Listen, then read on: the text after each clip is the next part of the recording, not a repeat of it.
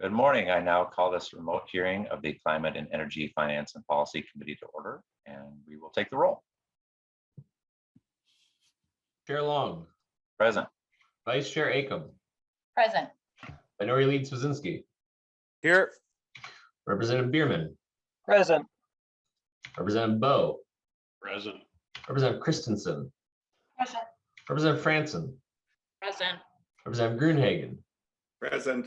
Representative Hollins. Present. Representative Hornstein. Present. Representative Igo. Igo present. Representative Lee. Lee present. Representative Lippert. Lippert present. Representative Liz Lagarde. Liz Lagarde present. Representative Meckland. Meckland present. Representative Munson. Munson present. Representative Stevenson. Representative Stevenson.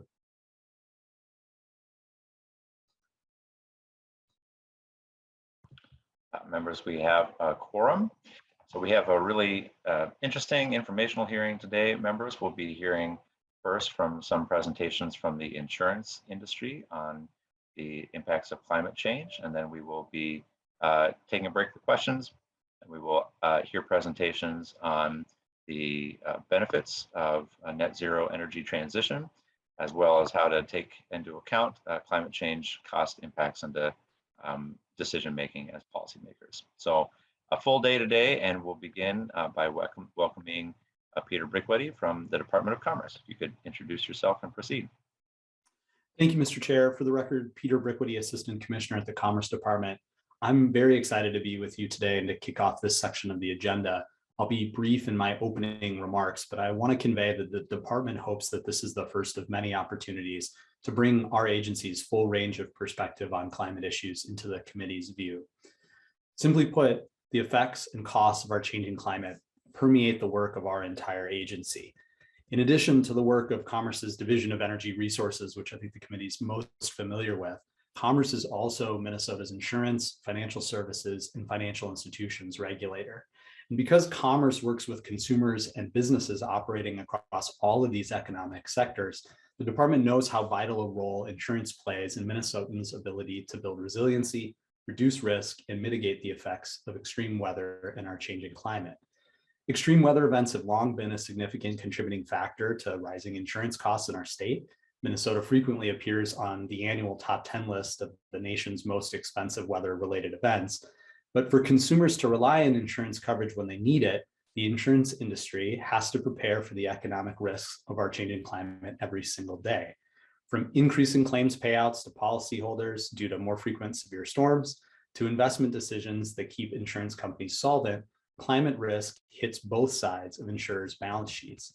I'm happy that you're going to be hearing shortly from Allianz so that members can hear directly about the challenges and opportunities that climate risks present to an insurer, and particularly a local one here with their North American operations based in Minnesota.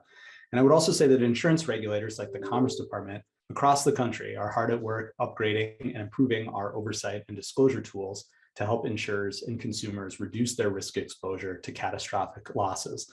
I'm excited for you to learn a little bit about that work today. As the state's insurance regulator, we are a member of the National Association of Insurance Commissioners, or NAIC. Commerce has long been a member of NAIC's climate-related work, which a couple of years ago was elevated and prioritized through the creation of an executive-level task force. To tell you more about the NAIC's specific areas of focus within the climate space, I'd like to introduce my colleague, Jennifer Gardner. Jennifer is a manager in the NAIC's regulatory services area and staffs the NAIC Climate Task Force and its work streams. I'm happy to stand for questions at the end, but otherwise I'll turn it over to Jennifer. Ms. Gardner, welcome to the committee. Please introduce yourself for the record and proceed. Thank you so much, Mr. Chair. Representative Long. My name is Jennifer Gardner, and I'm the Property and Casualty Regulatory Services Manager for the National Association of Insurance Commissioners. As Peter mentioned, we were formed in 1871 to assist state insurance regulators by providing a forum for discussion, setting standards and best practices, providing regulators with support functions, and coordinating regulatory support. The NAIC began hearing presentations on climate impacts back in the 90s under the Property and Casualty Insurance Committee.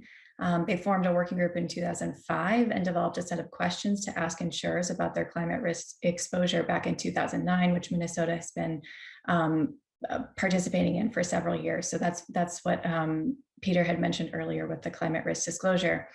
And then in 2020, the NAIC moved the climate and resiliency work under its executive committee and named it a top priority. This drew in additional members and gave the topic more focus and attention. So today we have 44 members and leadership across all states and territories.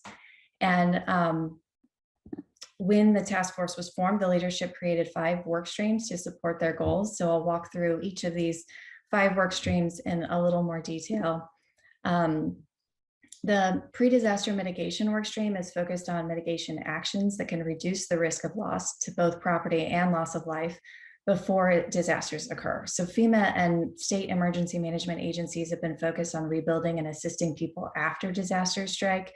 We think it's important to shift the focus to what can be done before events occur to avoid losses and allow people to recover faster. This also helps with the insurance issues where, if you don't have to pay out the losses, there's less solvency risk, and then also it just benefits consumers. So the pre-disaster mitigation work stream has held several workshops and meetings with a focus around 5 key themes. The first is risk assessment and coordination. Very few insurance departments actually have resiliency offices within their department. Many states have a chief resiliency office, and all states have emergency management agencies. So coordination among risk agencies is critical, and information is necessary to identify high-risk areas within the state. Once hazards have been identified, proper land use planning and construction standards can go a long way in making sure the built environment can withstand the perils most common to that area. So we've held discussions and presentations from the International Code Council about the building code development and adoption process. Several states have been actively participating in the building code process within their state. And then, however, building codes are only for new construction, so a vast majority of the building stock is already built. And we've been working with the Insurance Institute for Business and Home Safety. IBHS has a lab in Richmond, South Carolina, where they test construction materials and building components for their resilience to various perils. IBHS created the Fortified program to identify structural elements that make a home more resilient to hurricane force winds and rain. And then due to increasing loss from wildfire within the past year, IBHS has also developed a wildfire planned home and wildfire planned community. And then most recently, they developed a multifamily construction in the aftermath of the Surfside collapse in Florida. So IBHS has all this great knowledge of how to make buildings and homes more resilient, but then nothing happens if people don't actually implement the changes within the built environment and improve their circumstances. And they're not likely to do that if they don't know what their risk is or have the money to make the improvements.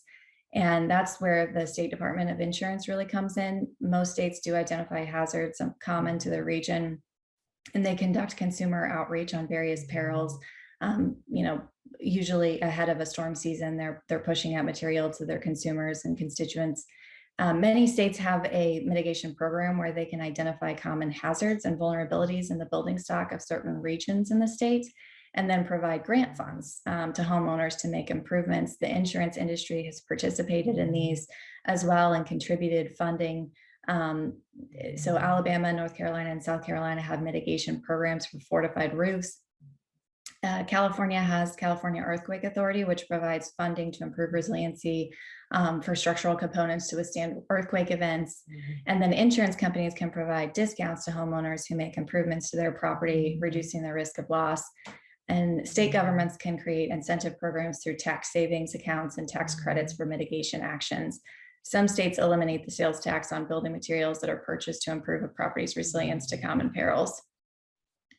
And then, so our next work stream is the climate risk disclosure, and that was developed back in 2009 to assess insurers' climate-related risks We're in the process of updating that today so we can better align with the Financial Stability Board's task force on climate-related disclosure. This is a reporting mechanism that's growing in popularity internationally. And I just saw the announcement this morning that the SEC is supposed to expose their new climate disclosure for publicly traded companies later this week, maybe even tomorrow. The solvency workstream is reviewing regulatory tools like the financial exam handbook to determine what states should be asking insurers with regard to their climate risks. The exam process is conducted by states to ensure that companies remain in good financial standing and have the money to pay claims. The workstream is also considering how to measure insurers' exposure to climate risk in their investment portfolios. And last year, they did that on a national level, just taking a look at what climate exposed investments the industry had currently. And then we have two additional work streams. We have the innovation work stream, which is looking at insurance products and their ability to close the protection gap, which is created when insurers pull back from markets based on repeat losses. And to improve their solvency conditions, sometimes they'll just exit the market, but there are innovative tools that insurance companies can create to help eliminate the coverage gap. And then on the technology front, we're focused on tools that can help understand and evaluate the risk.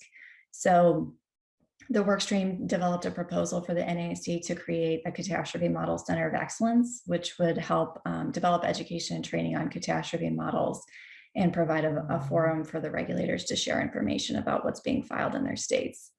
So we are having a meeting on March 21st to adopt or to consider for adoption those two items, the survey and the catastrophe model center of excellence. And then we'll actually be hosting a meeting in Kansas City. This is the first time in, I think, 20 years. We've had one in Kansas City, but on April 6th, we'll hear presentations from Zurich and Resilient Cities Network. They teamed up to do some flood mitigation in Boston and Houston. So that project is just kind of kicking off, but we're going to hear about what they've got going on there. And then they've got 3 additional cities scoped out for future work. And then Munich Re has worked on flood resilience along the Missouri River. So a few years ago, we had a lot of flooding along the Missouri River, and they worked with Building Code of Engineers and the Nature Conservancy to try to identify some mitigation measures along that river. So that is it, Mr. Chairman. I am happy to yield the floor back to you. Thank you so much, Ms. Gardner. Next, we'll be hearing from Diane Gates with Allianz Life Insurance. Please introduce yourself for the record and proceed.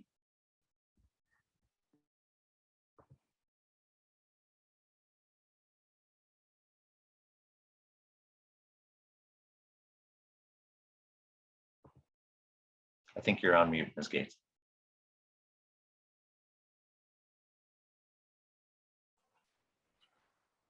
Let me try that again. We can hear you now. Chair, members of the committee, thank you so much for giving me this opportunity to speak to you today. So I'm Diane Gates. I am the Chief Administrative Officer of Allianz Investment Management US, which is an investment subsidiary of Allianz Life here locally in Minneapolis. Also an Assistant Vice President at Allianz Life and have been there for over 25 years. I'm an actuary by training and have had a variety of roles in actuarial finance and investments.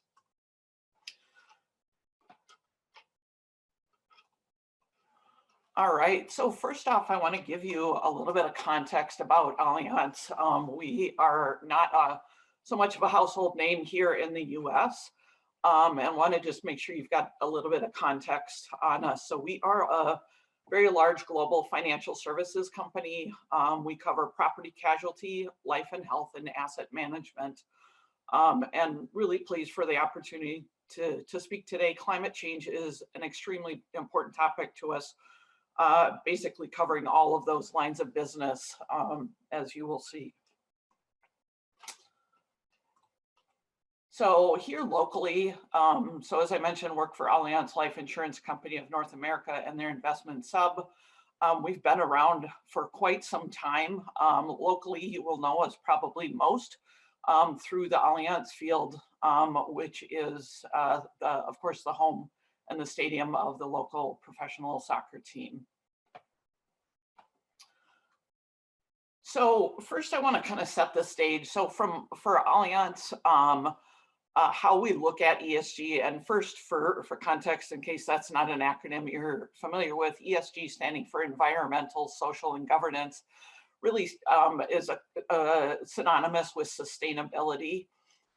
So we look at this holistically. I will get into the climate and the environment aspect, but just want to set the context. So for us as Allianz, we look at it primarily through kind of two different sets of lenses. One, there are the 17 UN Sustainable Development Goals that were drafted up in 2015. For those not familiar, and if you can't really read the slide, just a little bit of a flavor, things like no poverty, quality education, gender equality, and then of course there are climate related items with affordable and clean energy, sustainable cities and communities, and climate action. So that's one frame of reference we come to this work from. And then given our four very different roles, our lenses on this. So for us as an insurer, obviously, as Jennifer talked about, especially on the property casualty side, climate change is a very significant risk, that a lot of the risks that we are insuring. So being part of the solutions here is super important. Also as an investor, attracting employees, and then generally overall as a global corporate citizen. So I come, as I'd mentioned, from the investment side, and here locally as a life insurer, unlike property casualty, where the risks are very direct to the insurance we're writing. On the life insurance, it's not so direct.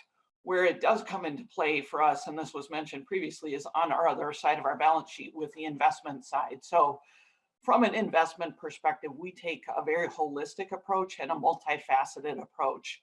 Not going to go through all of the pieces here. I will just highlight a few that I think are probably of most interest and relevance. So there are certain things that we just outright exclude in that we will not invest in certain types of companies. So companies that create and develop cluster bombs, we do not invest in them. More to the environmental side of things, any company that has more than 30% of their revenues coming from coal-based business, we will not invest in them. And we have a commitment that by 2040, that is going to grade down to zero, meaning that after 2040, we will not invest in any company that has a part of coal business. Also, it's important that we be part of sustainable investments. In order to do the shift to a net zero climate economy, there is a significant amount of investment that's needed. So a couple areas that we focus on, renewable energy. So we invest in hydro, solar, and wind subsectors. And the last piece I'll mention is in the upper left is engagement. So these are conversations that we have directly with investor companies. Our goal is really to understand their company, but also help influence so that they hopefully are doing better disclosure. That obviously is a key topic that's going on. I know Jennifer mentioned that with SEC and the TCFD reporting framework that's being pushed there. But we want to encourage that disclosure. More information means better decision-making for all people involved. And then also understanding their business model, and are they on a path to transition their business towards a net zero economy, regardless of what sector they operate in. All right. So then diving a little bit more specifically into Allianz's climate change strategy, there's a lot on the slide. I'm just going to make some high-level comments in the interest of time, but there's kind of three areas where we really focus. So, of course, we're looking to anticipate the risks of changing climate. As I mentioned, we're phasing out coal-based business, and this is not just on the investment side that I mentioned, but also on the insurance side. So as we are no longer, and we actually have already done that on the property casualty side, in that we are no longer insuring coal-based business. Another key topic and part of this overall discussion is caring for climate vulnerable. So this is not just an environmental topic, but it also impacts people. Obviously, this is a very personal and human story. So trying to be part of solutions and being cognizant of those impacts as we move towards net zero. And then last but not least is enabling the low carbon transition. And I touched on this before, is we invest in these low carbon assets where possible, looking at investing in cleaner technology as we move towards that. And ultimately for us, we are setting our long-term climate goals in line with the 1.5 degrees Celsius aligned net zero emission pathway, which is underlying the Paris Accords. And then finally, there's a final bullet here. I'll speak to something that we're really proud of and have been kind of at the forefront of, is Allianz was one of the founding members of what's referred to as the UN convened Net Zero Asset Owner Alliance. This is an international group that has continued to grow since it was launched at the UN Climate Action Week in September 2019. And at this point represents more than 70 institutional investors and represent over $10 trillion of assets under management. So a significant force and ability to impact and influence real world change. So what does this mean? Each of the member companies have made a commitment that our investment portfolios will be net zero from a greenhouse gas emission by 2050. And we are setting intermediate targets every 5 years. Obviously, 2050 is a bit out into the future. Action is super important now, and that we make sure that we're tracking towards that. So we've committed to a 25% reduction in the first 5 years. So by year end 2024, our investment portfolio will be reduced by at least 25% in its greenhouse gas emissions. So that concludes my comments, Mr. Chair. Welcome any questions at whatever point's appropriate, but thanks again so much for this opportunity. Thank you so much, Ms. Gates. And finally, in this section, before we go to questions, we'll be hearing from Eric Giesek, who is with the Institute on the Environment at the University of Minnesota. Please introduce yourself and proceed with your testimony. Thank you, Mr. Chairman and members of the committee. I'm currently a visiting scholar at the University, at the Institute on the Environment at the University of Minnesota. And for the past 2 years, I've been involved with examining the physical risks of climate change and their impacts and costs on the real and financial assets.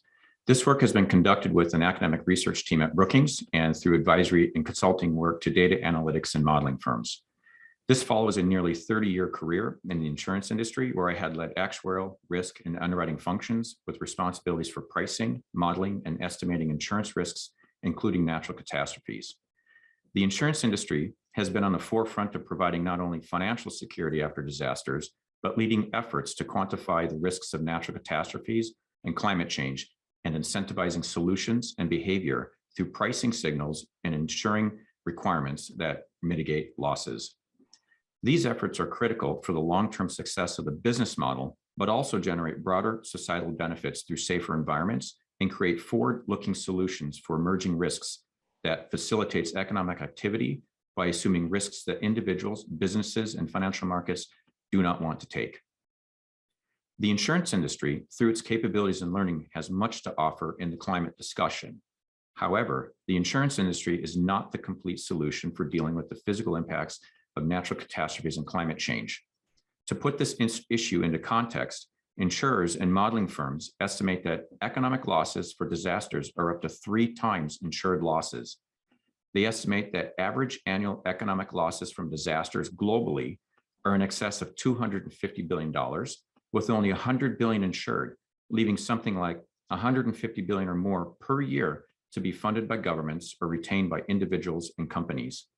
In the US alone, the federal funding for disaster assistance from 2005 to 2018 across multiple agencies and programs was $430 billion. The physical impacts of natural catastrophes and climate change will continue to grow and put pressure on the current insurance business model, increase the risk to the valuation of real estate and financial assets, and impact the economies of local and communities most exposed. Climate change has a twofold effect on the hazards themselves. First, it introduces chronic risk hazards into the loss equation, such as sea level rise, increased moisture and participation in some areas, and heat waves and droughts in other areas. Second, It's increasingly understood it will exacerbate current acute hazard risks such as hurricanes, floods, wildfires, and severe storms. Another important aspect is temporal. Whereas in a stable climate, you can build and invest with a degree of confidence of what the physical risks will be over the useful life of the asset. Now, we must assess the physical risk impact on those assets and investments over the investment horizon and useful life of those assets decades into the future. And this leads to a third aspect. Local economies will be affected by choices companies and people make on where to locate and do business, especially as it becomes more certain where the most exposed areas to climate change will be. Given this backdrop, our research team through Brookings looked at why physical risks have not gotten more attention. Our papers, Flying Blind and Inviting Danger, focused on several issues, two of which I will cover briefly. The first is the need for current data and information for investors and also policymakers regarding physical risks of natural catastrophes and climate change. And the second is the incentives, particularly through federal disaster insurance and infrastructure policy, as well as financial disclosure, for providing appropriate market pricing signals and steering investment towards resilient and adaptive solutions. While the insurance industry and natural catastrophe modeling firms have been building capabilities around estimating the cost of natural hazards for decades and applying it to real-world solutions, not much of this knowledge has been leveraged broadly outside the insurance industry until recently. There are two favorable developments that have occurred.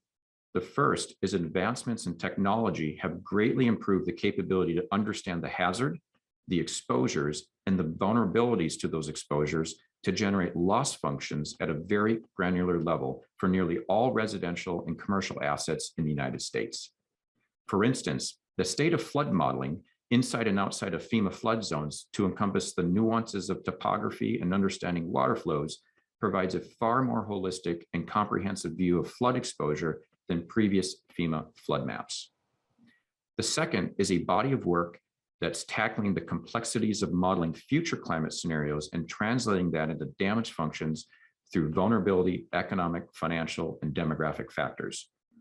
This work is paving the way for the impact of new hazards such as drought, wetter conditions, and sea level rise so that they can be factored into longer-term investment and policy considerations. In addition, analytic firms are creating the models necessary to estimate costs of hurricanes, wildfires, and floods under climate scenarios decades into the future. Recently, these developments and new techniques have been expanded to create solutions for the real estate and mortgage industries, allowing better understanding for risks for investors. As this information on natural catastrophes and climate is understood and absorbed and used more broadly by investors and market participants, it will impact pricing of assets and cost of capital from residential homes to infrastructure projects and from equities to municipal bonds. However, one critical area we found lacking was an easily accessible and reliable source for an inventory of public infrastructure that could be used to create natural hazard and climate models on par with those that currently exist for private assets. The investment to create such an inventory and models would add huge value for investors and policymakers in understanding the risks going forward in local communities for investors and informing the most effective strategies for resilience. Now, turning to the issue of incentives, in the paper Inviting Danger, we looked at individual federal policies and government programs such as the Federal Disaster Relief Program and the National Flood Insurance Program, according to how they affect the damages associated with climate-related natural disasters, and how these programs provide incentives to mitigate physical impacts of climate change in the future. In effect, we looked across the whole of the federal budget and asked, are those policies building back the same, or are they building back better? What we find is that the federal funding is heavily skewed towards recovery at a rate that is something like 7 times that of resilience. The incentives continue to encourage building back the same in areas likely to get damaged again, and developing in those areas most likely to be damaged by climate change in the future. In fact, the most significant driver of the increase in cost of natural disasters to date has been migration and economic concentration to areas most exposed and the urbanization. Layering increased damage functions from climate change only exacerbates the problem. Further, the implied backing of the municipal bonds through disaster funds post-events and effectively no disclosure to investors of natural catastrophes and climate risk within those bonds provides little incentive to invest with resilience in mind. Continuing this path only shifts the cost burden to others and into the future. It really doesn't solve the physical risk problem. Given that this problem is national, but experienced on a local level, any solution requires a fit-for-purpose public-private partnership that creates the framework for effective incentives for resilience and appropriate market signals for allocating capital. A core principle to consider is a construct that enables private insurance markets to provide solutions first, with a government backstop second. Insurance markets operate best when moral hazard and adverse selection is minimized or eliminated. Risks can be diversified and funded by investors with positive expected return over time, and insuring agreements and pricing structures that reflect the risk insured and incentivize management practices. The industry has worked with policymakers over time on building codes for flood, fire, and wind to ensure resilience of those assets and continuity of insurability.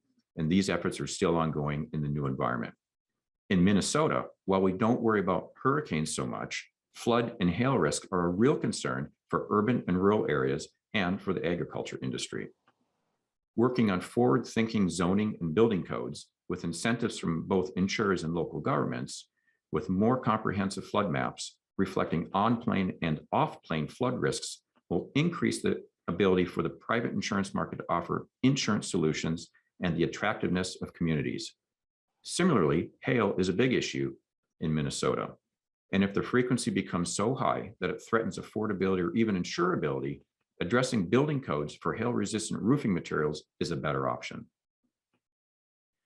Natural catastrophes and climate change risk requires preparation now for an ongoing, cost-effective, resilient solution.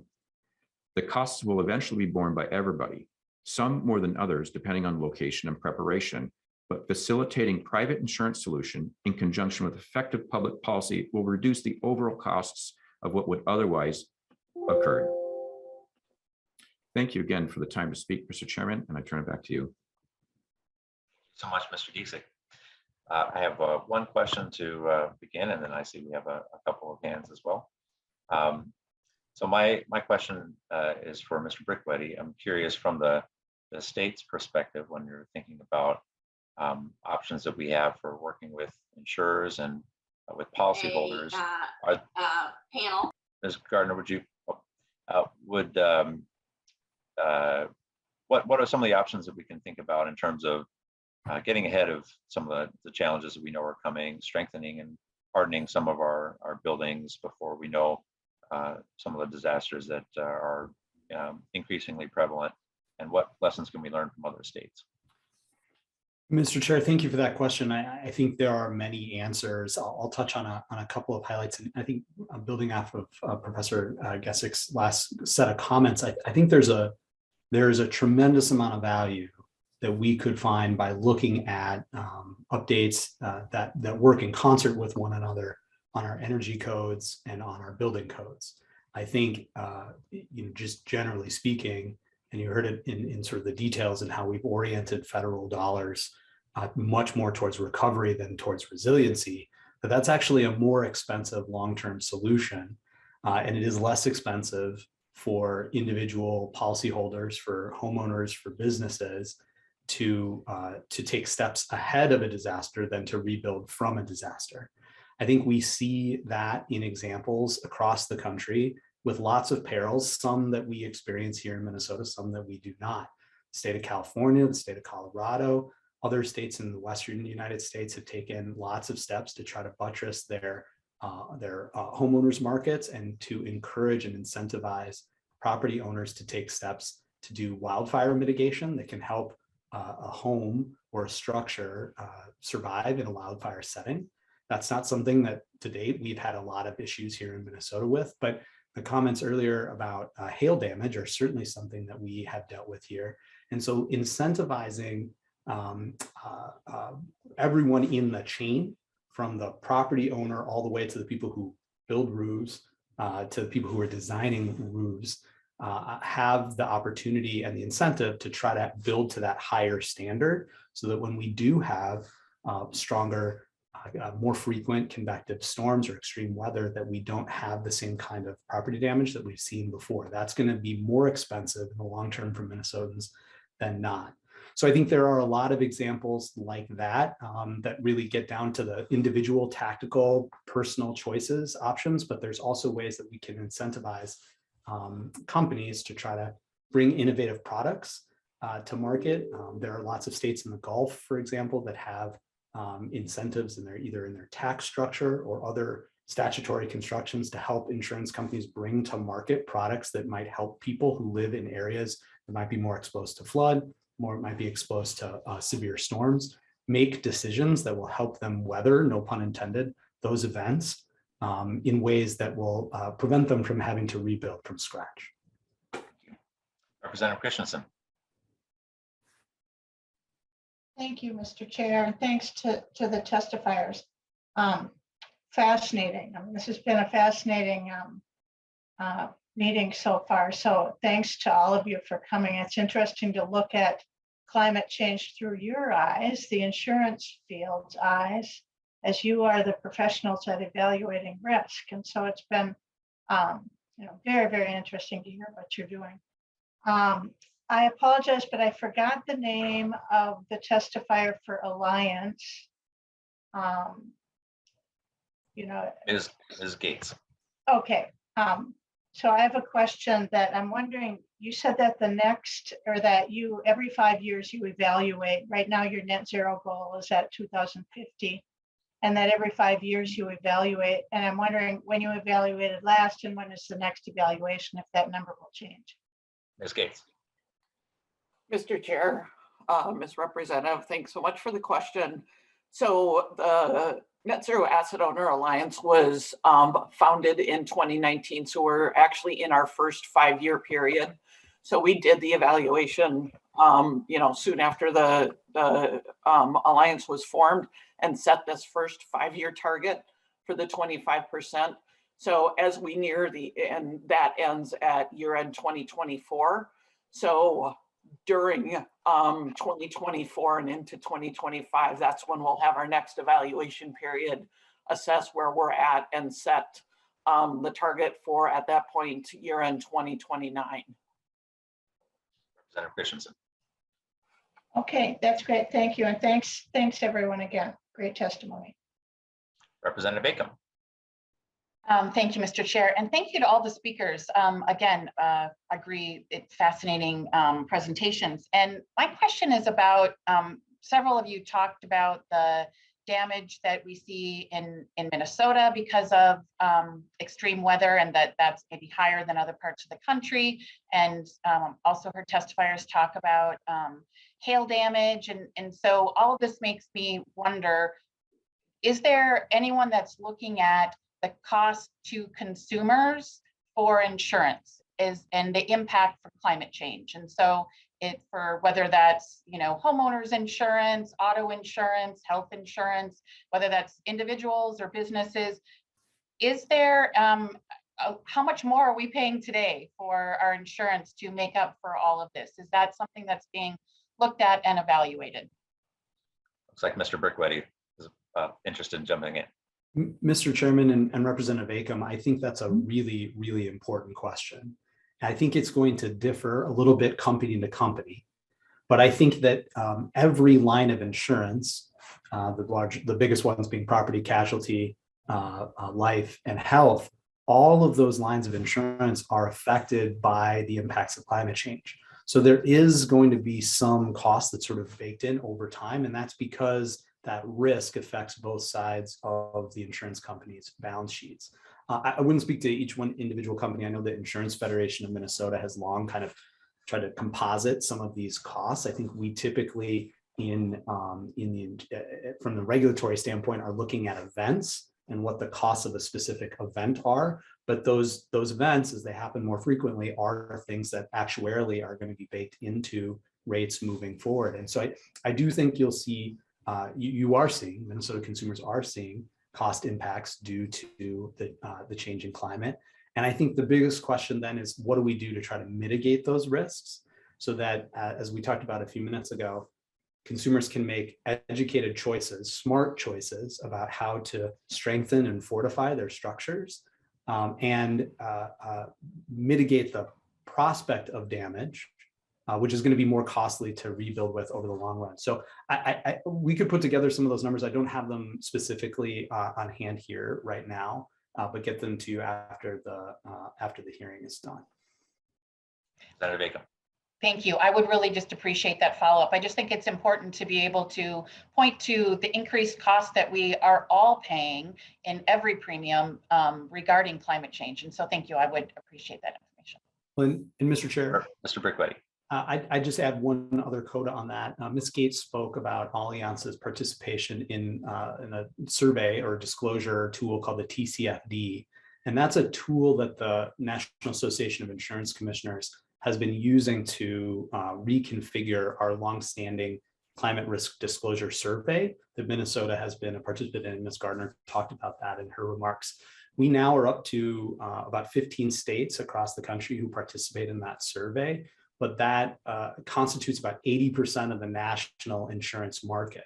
So that increased level of disclosure to the public, I think, helps consumers understand what insurance companies are doing to prepare for risks, and also understanding what some of the opportunities might be for both consumers and for the companies to see what is happening across the entire insurance landscape in regard to how people are preparing for climate risk. Great. Representative Hornstein. Thank you very much, Mr. Chair. This is a question for Ms. Gardner. You had mentioned the importance of land use, and you also noted the situation in Houston. I believe that was after Hurricane Harvey. If you could talk a little bit more about that, how our development and land use patterns have exacerbated some of the problems that we see with some of these climate-related disasters, and some of your ideas for addressing that issue.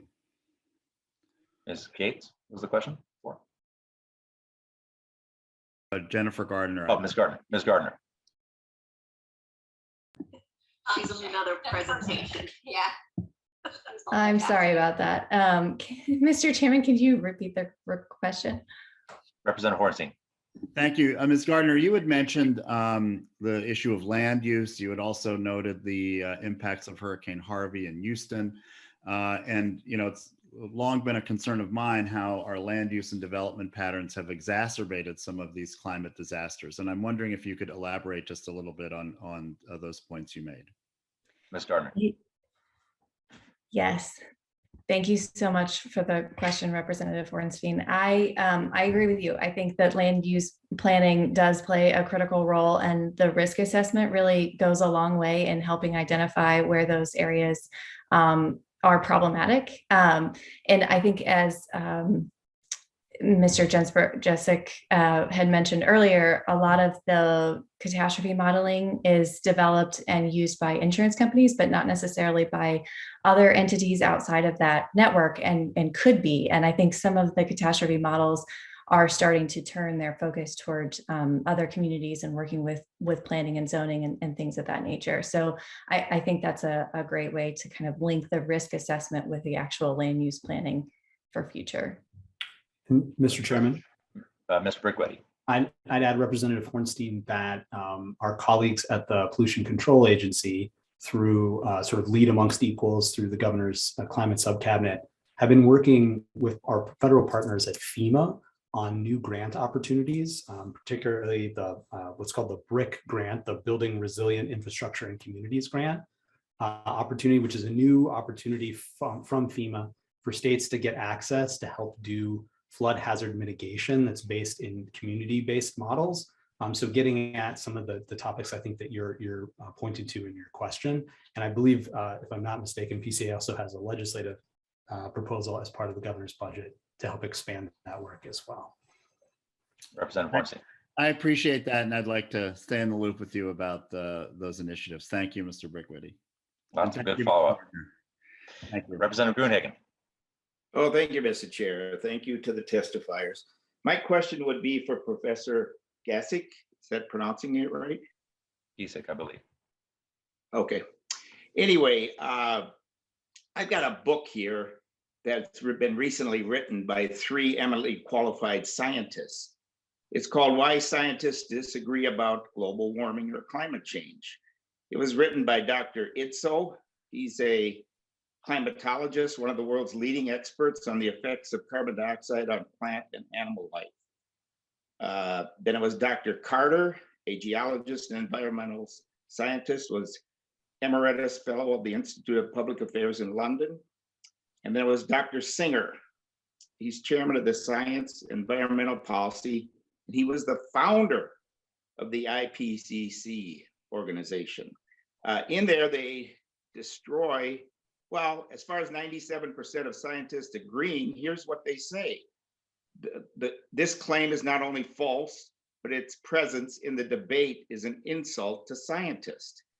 They also go on to show how under the Obama administration, scientists were subsidized to the tune of $64 billion to come up with evidence for global warming or climate change.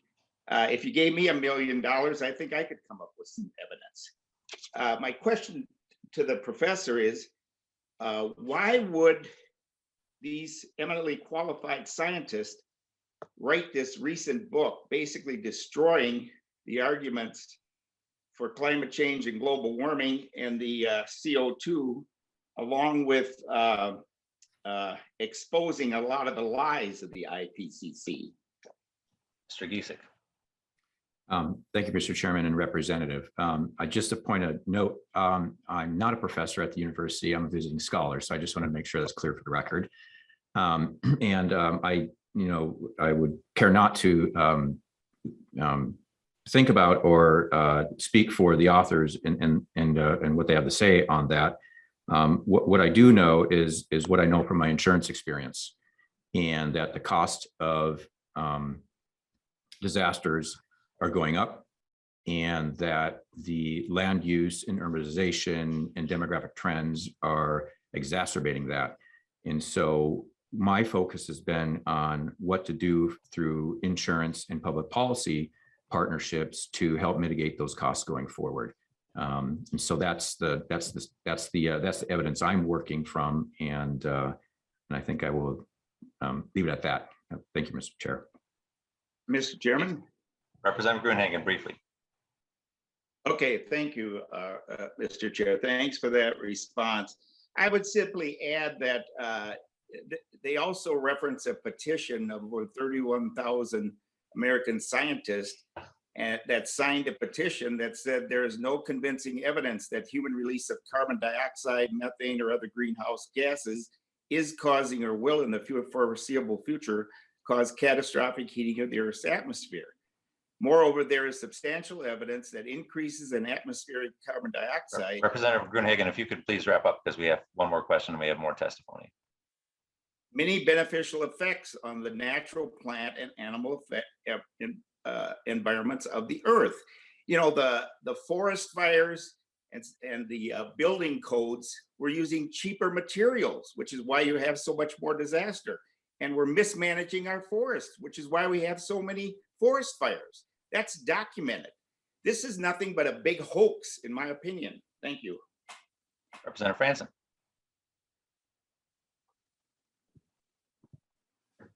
Thank you, Mr. Chair and members. Say the issue that I have with the ESG scores is that it's simply a form of control where banks, federal government, we've got groups like the World Economic Forum that can control us. And you know, there are groups right now and credit card companies that are keeping score on how we purchase things, and then MasterCard's actually got kind of a social credit score. So based on how green you are, assigns you a goal, and this is going to lead to financial penalties to people where they're not going to be able to get loans if their personal ESG score is too high. And members, I just don't think this is the route that we want to go. I think it's a panacea. It's the ESG score is just a carrot and a stick that is dangled, and it's a coercive method in order for companies and families in order to bend to the climate change believers of the world. Ms. Gates, would you be willing to answer a couple of questions? And they'll have to be brief, Representative Franson, because we're about 5 minutes over for the next section. Ms. Gates, or Representative Franson, ask your question so we can proceed, and maybe ask both of them at once so we can keep pressing on. Thank you. So I'm curious, as you were talking about ESG scores and on what Allianz is doing for the climate, curious how much carbon was emitted when Allianz built a soccer field, and how much carbon is emitted for those when people are going to and from the soccer field for games? Ms. Gates.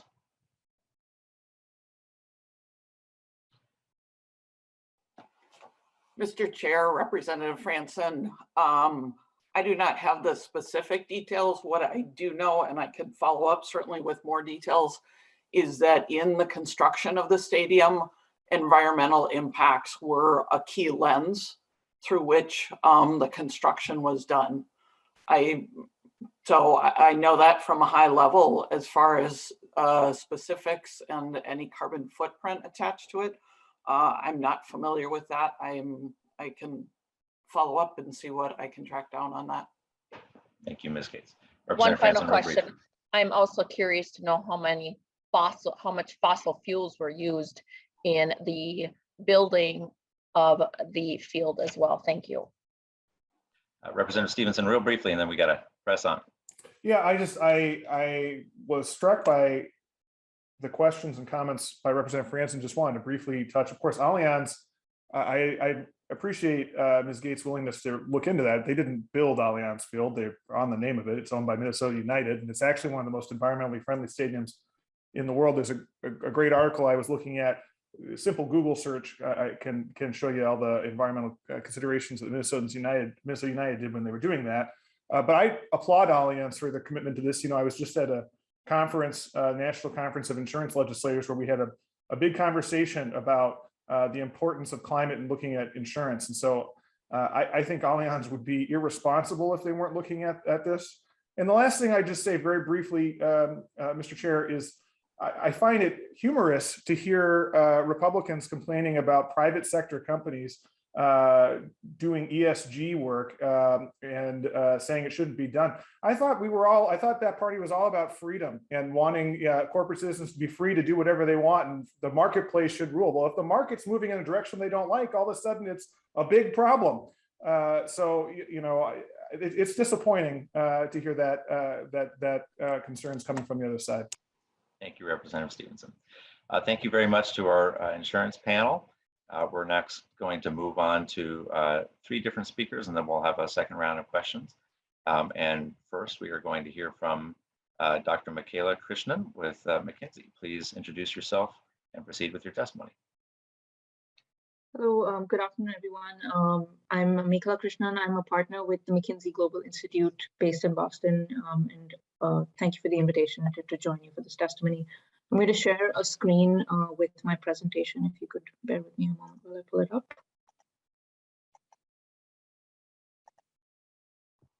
We can see it. Great. Great. Great. So just as context before I dive in, we've seen globally momentum rising towards net zero and increasingly commitments, as we talked about in the previous session as well, across both companies and countries towards net zero targets. However, what we also know is that commitments on paper, translating those to actions on the ground is extremely challenging. And so the research that we did, which we launched in January of this year, sought to understand the nature and magnitude of the economic shifts to get us to net zero, to help inform stakeholder action. So I look forward to discussing the findings of that research with you here today. First, just a quick disclaimer before I proceed. This summary is provided for informational purposes only. McKinsey & Company does not provide legal, regulatory, or policy advice. So advice of appropriate counsel should be sought prior to taking any action with respect to the legal and regulatory issues that may be relevant to this analysis. So with that, just diving in, to begin with, let's understand the scale of the shifts that we're talking about. As one illustration, we've looked at it with regards to emissions reductions. The top line, the blue line here, is a McKinsey, what we call a McKinsey reference case. It's a forward-looking scenario of viable outcomes on emissions reductions based on line of sight that we have globally on technology evolution, price reductions, etc. Think about it as a forward-leaning case on potential emissions reductions. The dashed line, on the other hand, represents where we need to be if we are to achieve net zero by 2050 and restrict warming to 1.5 degrees Celsius. There's many different pathways we can take to do this, but one illustrative pathway is cutting global emissions by about half by 2030 and reaching net zero by 2050. And so what we see from this chart immediately is that there's a substantial bending of the emissions curve that needs to occur if we are to reach that net zero target. And at present, we're not yet at line of sight to get to that net zero goal. And so what our research wanted to do was to try and understand what we need to get to net zero. And it's not surprising that we're far from that goal, just because several elements would need to come together to help us solve this net zero equation. There's a set of things that we call physical building blocks. This is, for example, technological innovation, scaling up supply chains, support infrastructure. There's a set of what we call economic and societal adjustments. This is deploying capital at the scale and in the places that it's most needed, managing some of the socioeconomic impacts of a transition, etc. And then finally, a set of commitments and enabling mechanisms, governance, standards, tracking mechanisms that we need to ensure that we are on track to get us to net zero. So the focus of our research was really the second category of economic and societal adjustments, to understand how much economies would need to transform and the implications for countries and companies as they undertake that transformation. So to do that, we looked at economic shifts across a range of different variables. We looked at implications on demand for different sectors, costs, capital allocation, jobs. We did that for about sectors that produce 85% of overall emissions in 69 countries. I should emphasize that this analysis is not a projection or a prediction. It's a scenario-based simulation to understand what it would take to get us to net zero. And to do that, we used a scenario from a set of central banks called the Network for Greening the Financial System as an input into our work to understand the nature and magnitude of these economic shifts. And what that essentially revealed is 6 different characteristics of the net zero transition. I'll talk about some of these in more detail as we go through. But the reason understanding these characteristics is important is because once we understand the nature and magnitude of the shifts, we can put in place the right mechanisms to manage the transition so that it is a relatively more orderly rather than a relatively more disorderly transition. That was really the objective of understanding the nature of these shifts. So the first thing that we found is that the transition is universal. You see one example of that on this slide here, where we've looked at a set of energy and land use systems, everything from power to industry to mobility that contribute to emissions today. This is the global view. It's a similar view for the US with some of the bubbles sizes looking different, but it's essentially this set of 7 energy and land use systems and a set of greenhouse gas emissions across these different systems. And what you essentially see from this chart is that across each of the columns, there's no column where there isn't a large size bubble, which essentially means that each of these systems contributes to some degree to global emissions. And so decarbonizing and reaching net zero will require a transformation of each and every one of these systems. This needs to be a universal exercise across the whole of the economy, across the sectors and countries that participate in each of these systems as well. So this is a whole of economy shift. The second characteristic we identified is that it is significant. And as one illustration, we looked at the scale of spending that we need to incur for the transition to take place. During the transition, we find that annual spending on physical assets would rise to an average of about $9.2 trillion over the next 30 years. We're spending about $5.7 trillion today on these 7 energy and land use systems. Think about this as spending on internal combustion engine-based cars or on fossil-based power assets. But that 5.7 would need to be scaled up to 9.2. That's a $3.5 trillion increment over the next 30 years if we are to reach this net zero goal. We also considered an alternate scenario where accounting for policies that governments have committed to, accounting for increase in spending from economic growth, from income growth, from population growth, what that step up of spending would be relative to that scenario. And even then we found the step up of spending would be less, but still substantial at about $1 trillion per year. So depending on which counterfactual you look at, it's either $1 to $3.5 trillion of step up of spending. The spending would also need to be in fundamentally different parts of the economy if we are to get to net zero. So today, of that $5.7 trillion, about 65% goes towards high emitting assets. So again, things like internal combustion engine-based vehicles or fossil-based power. To get to net zero, that number would need to be exactly reversed. And over the next 30 years, about 30% of spending would go towards high emissions assets in this scenario, 70% towards low emissions assets, things like electric vehicles or renewable-based power.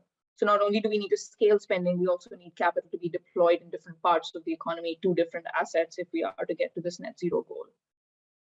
And that spending is not even. We find that in the early years of the transition, we need to spend more as a share of GDP. Today, we spend about 6.8%. That would rise to about 9% by 2030 before falling back down. This has been said in other ways when we talk about the net zero transition, that the next decade is decisive. And this is another illustration of that, where a lot of the spending would need to be upfront to get us to that net zero goal. It is an uneven transition. It is uneven across geographies, across sectors, across communities.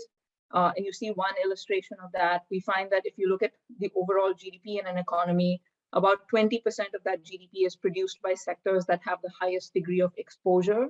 By exposure, we mean they need to make the most substantial shifts if we are to get to net zero. This is either parts of the economy that directly emit themselves, or who produce products that contribute to emissions. And then so the transformation required, whether it's in terms of changing business models, changing the nature of products, rethinking operations, would be most substantial in this 20% of the economy. Another example of unevenness is when we think about jobs. What we found, again, this is a global picture, but what we found is that by 2050, this scenario that we've modeled would lead to about 200 million job gains, 185 million job losses. Now, those numbers are actually lower than some of our other research that has examined things like the role of automation and its impact on jobs. But the challenge with this, the net zero transition, is that the nature of this is a very reallocative transition. It's going to require a reallocation of jobs across sectors, potentially across geographies as well, which would mean that for workers, the transition would need to be managed when we think about things like reskilling or the need for economic diversification. The fifth feature is the fact that it's exposed to risk. There's a multitude of short-term risks that will need to be managed, everything from challenges with supply constraints, price volatility as high-emitting assets are ramped down, low-emitting assets are ramped up, issues to do with labor market dislocations, stranded assets. I won't go into each of these in detail, happy to discuss this further in Q&A, but all to say that as we embark on this journey, it's important to think about risks that could mean the transition is more disorderly, either because it's more delayed or abrupt, or because we don't put in place the right mechanisms to manage the transition effectively. And so it's important for stakeholders to also understand the nature of these short-term risks. And then finally, for all the challenges that I've described, it's also important to remember that these expenditures, these costs, are not just costs alone, they're actually investments. Many of these investments actually come with a financial return and create opportunities for companies. And we identify a whole range of opportunities in our research. Some of these opportunities come from decarbonizing existing products and processes. Decarbonization actions, for example, around energy efficiency actually lead to a reduction in operating costs. Some of these opportunities are around entirely new products and markets that get created for low emissions products. And then the third category of opportunities is the entire ecosystem that needs to be built around a net zero economy. For example, to provide the right inputs to supply chains or services such as entirely new financial products, risk management services. So there are a range of opportunities that we see for companies across different sectors from this net zero transition. So finally, I'll just end with this slide, which is a set of considerations for stakeholders as they look towards driving this transition forward in as orderly a manner as possible. These are example considerations, certainly not specific advice, but the types of actions to consider would include building capabilities to assess risks and opportunities in a world where the pathway to net zero is uncertain. It's important to build that muscle to do scenario-based planning and modeling. Armed with that, stakeholders can develop decarbonization plans There are a set of governing standards, tracking, and market mechanisms, as we've talked about, that need to be established to ensure that our measurement of emissions, our definition of what net zero means, all of that is well defined. Climate-related factors and transition-related factors need to be integrated into key decisions. So for companies, this means things like integrating it into capital planning, into operations, into risk management, into strategy. Support programs for workers and lower income consumers that may be disproportionately affected. And then the need for greater collaboration and convening across stakeholders to share best practices, deploy capital at scale, and set some of these standards. So with that, I'll stop my presentation and thank you for the opportunity to share our research. Thank you. Thank you so much. And our final two speakers for this morning are Dr. Peter Howard and Justin Gunlatch, who are respectively the Economics Director and the Senior Attorney for the Institute for Policy Integrity at NYU School of Law. So I will turn it over to both of you to introduce yourself and proceed.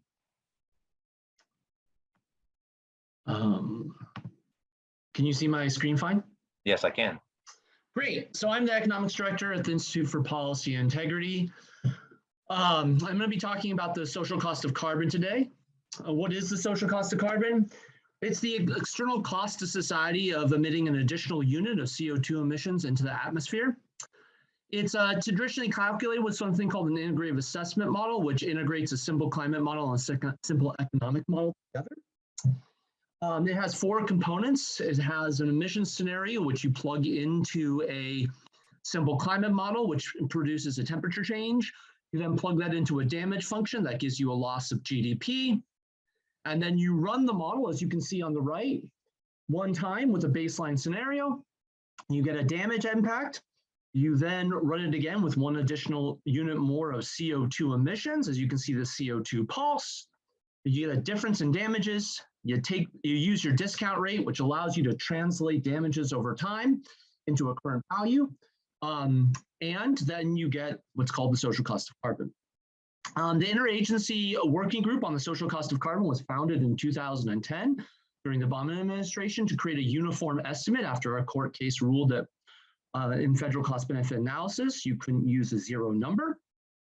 So they took the three most prominent integrative assessment models, one including DICE, which won William Nordhaus the Nobel Prize in economics. They then took 5 socioeconomic scenarios, which average about to current policy state.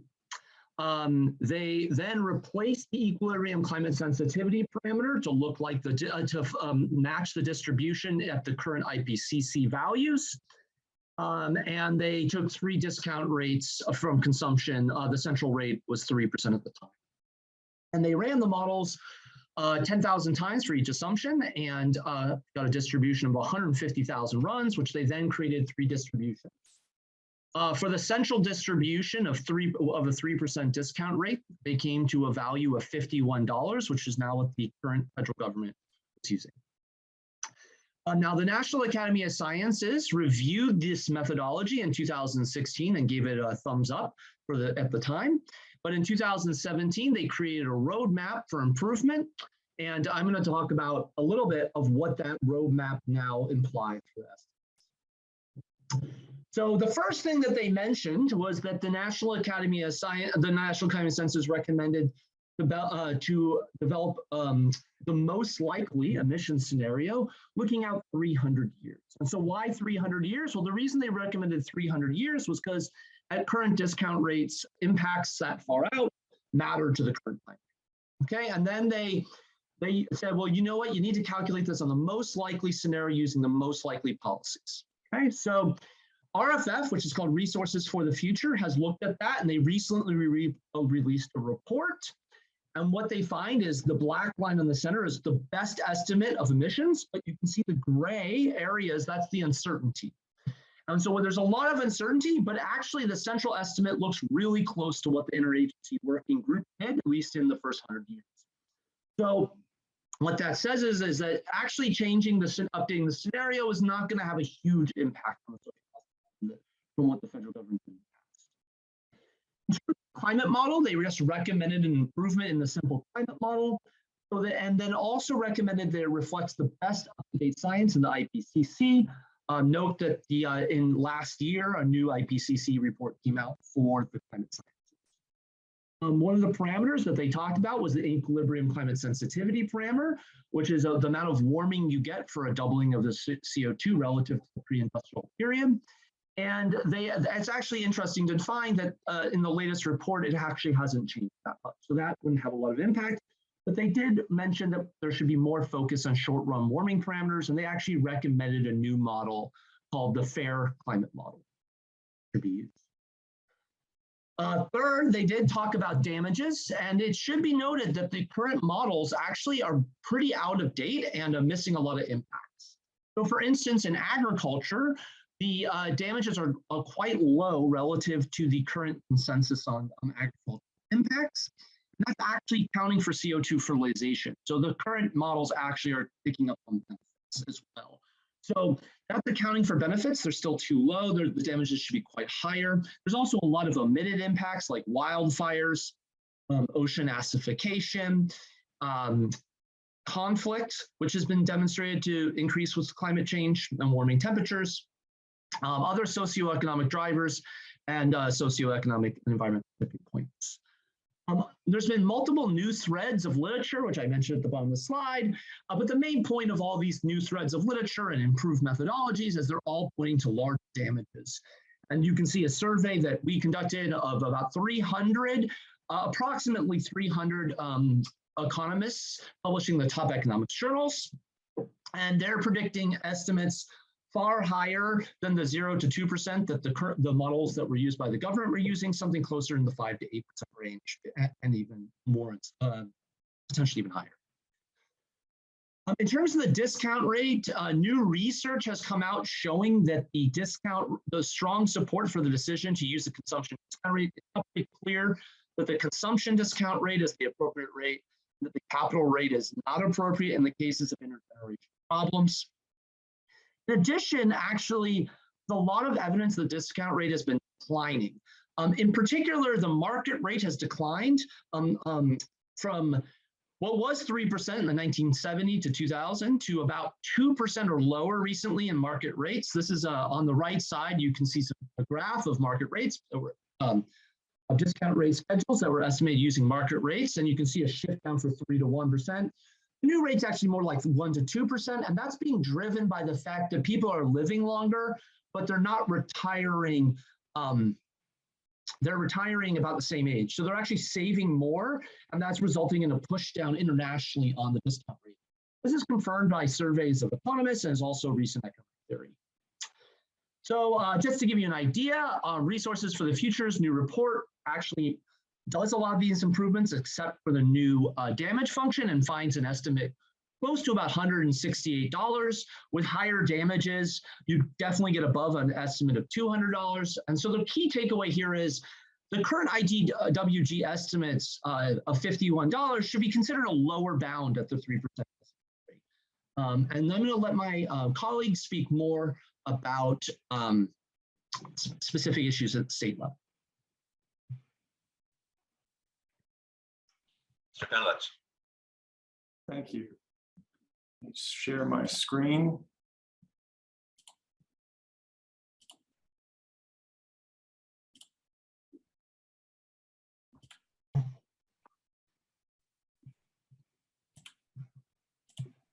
All right. Can you see the slide? Again, it's a little small, but we can see it. Yes. Is it? Uh-oh. Sorry. Well, I don't have too many details on there, so if something is obscure, please flag it for questions. Thank you all for the chance to present today. As Peter said, my name is Justin Minlock. I'm a senior attorney in Policy Integrity, and my work focuses on state-level law and policy relating both to energy and climate change. Now that Dr. Howard has described some of the components of the social cost of carbon, so how the mechanism works and what the latest research indicates about how they should be specified, I am going to talk a bit about how the SCC is applied by state governments. States shown here all use a social cost of carbon that is either identical to the Federal Interagency Working Group's SCC or nearly so, Each of these states has applied the SEC to at least one form of decision or analysis. Some have done so for several. Here's some examples. Oh, excuse me.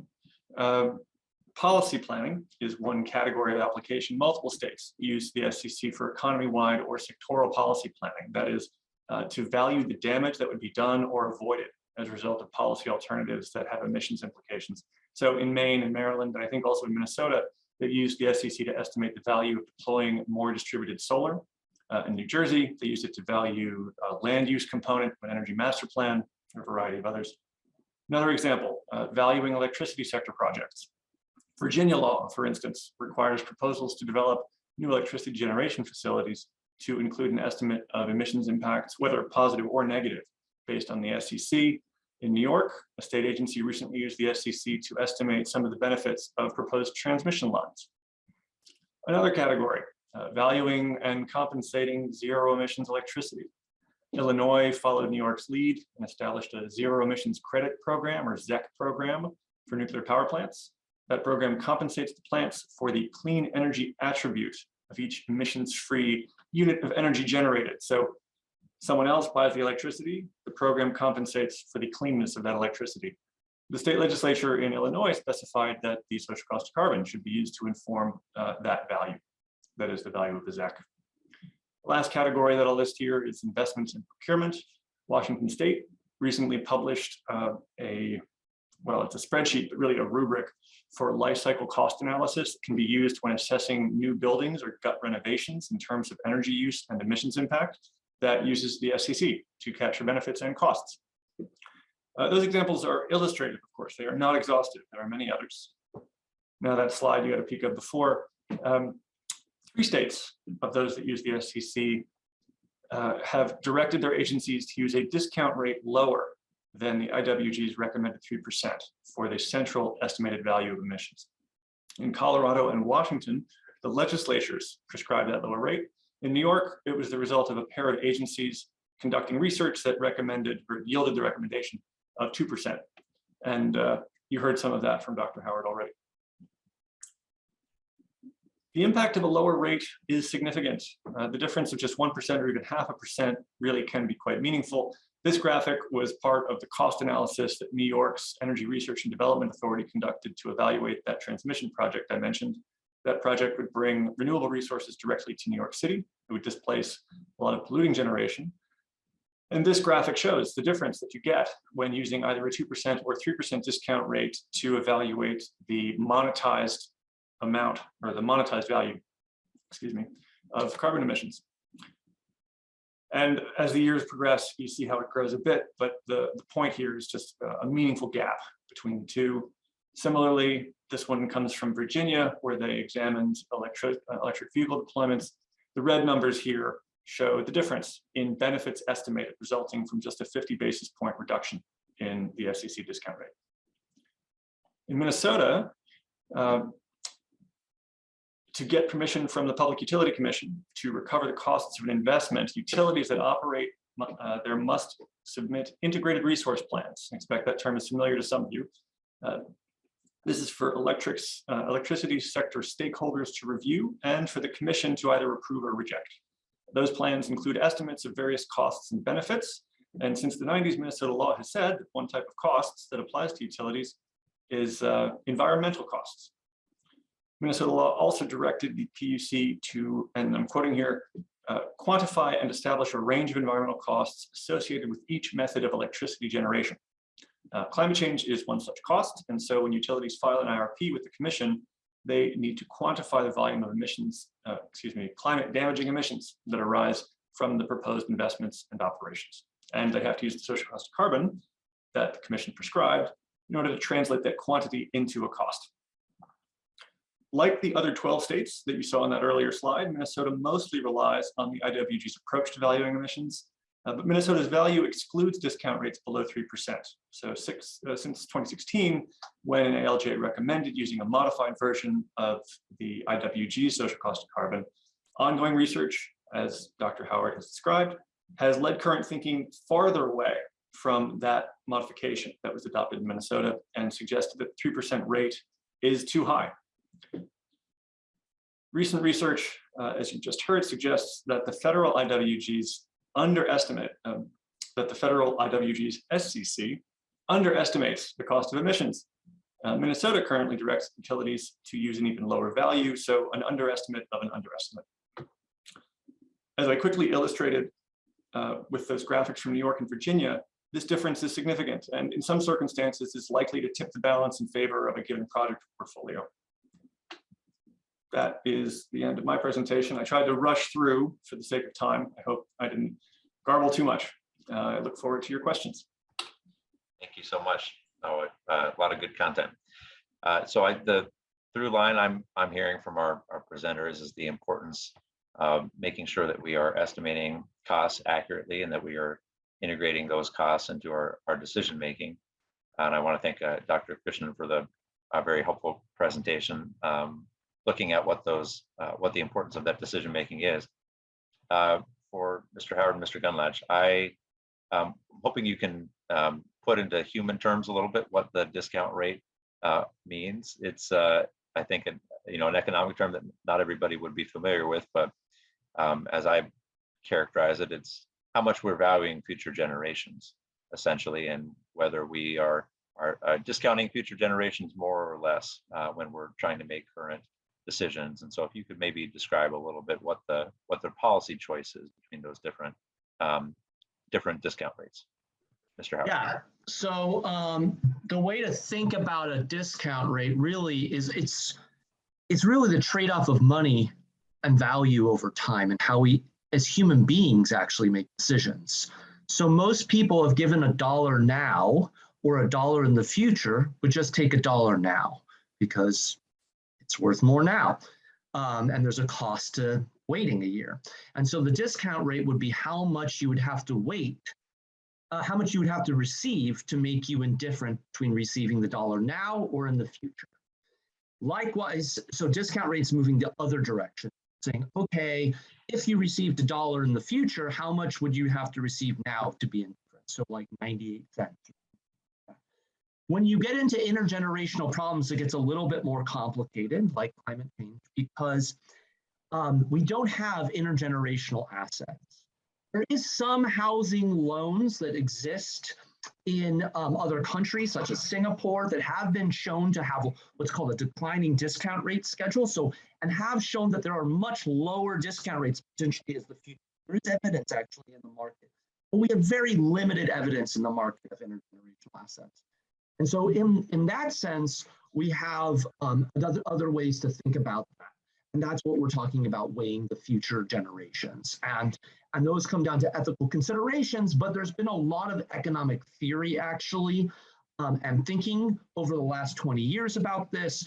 And we have much more stronger, clearer reasons to believe that the discount rate is lower, particularly given the uncertainty that we face over discount rates and ethical decisions. Thank you for the question. That's I'd like very to chime helpful. in just to say very quickly. Please do, Mr. Gunlatch. Those 3 states I flagged as having lower rates all adopted those rates very recently. So this is the result of legislatures, agencies looking to updated research and reflecting that in policy. In other states, for the most part, the 3% or the IWG range that was adopted earlier. Thank you. And as you've noted, Minnesota, even though it did adopt earlier, didn't go fully even with the standard recommendation in excluding its 2.5% discount rate when our Minnesota Public Utilities Commission moved forward with our estimates. So that results in a range that is as low as $9 per ton. I wonder if you could put that in contrast to what some of the best evidence shows now for the more appropriate range based on the research that you've done. Yeah, so so there's 2 things I would say right off the bat, which is like when Minnesota said it, they chose that upper range, which was 5% on the discount rate. When we did an expert elicitation of in 2015 where we surveyed economists and we did a large number, and then we updated it in 2021. But in the 2015, we found very strong evidence of a discount rate around 2%. Similar to actually another survey that was done on experts on discount rates done by English colleagues. And they found something very similar. And what we also find is not many experts support discount rates above 3%. 5% is maybe in the 10th percentile, 90th percentile. So it's really up there. And more evidence has been building on the justifications for given for the 5% have started to be kind of undermined as economic theory has progressed. And it's very technical, and we have a report. If people are interested, I could share it. And then the last thing I would say is that just, National Academy of Sciences made very clear in 2017 that 100 years is just not sufficient, particularly as the discount rate goes down. So, so you just can't use something that low. And so the new estimates, the government estimates were $51, but those were really actually estimated in 2013 and then have been progressed. They were updated in 2016, but they essentially adopted the same numbers.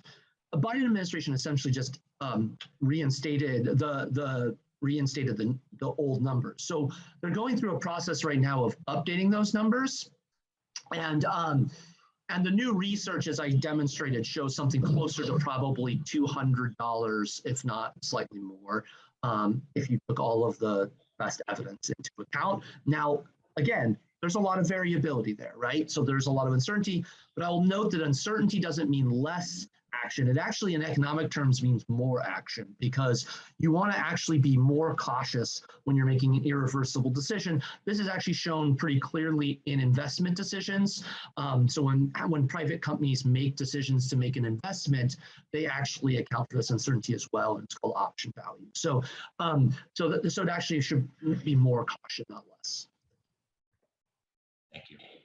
Dr. Krishnan, one question for you, and highlighting the need to integrate climate-related risks into decision-making. I'm curious if there are other examples that McKinsey has seen around the world, either in the private sector or public sector, that you might recommend. Yeah, absolutely. So maybe a couple of examples in the private sector and then a couple in the public sector. So I think in the private sector, we're starting to see this integration across various forms of business decisions. So companies, for example, as they evaluate their strategy, thinking about the nature of their business.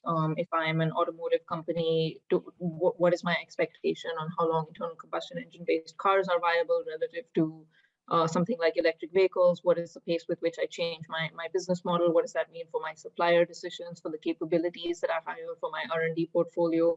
So that's just one very tangible example of how an entire business model transformation relies on integrating a net zero transition into your decision making.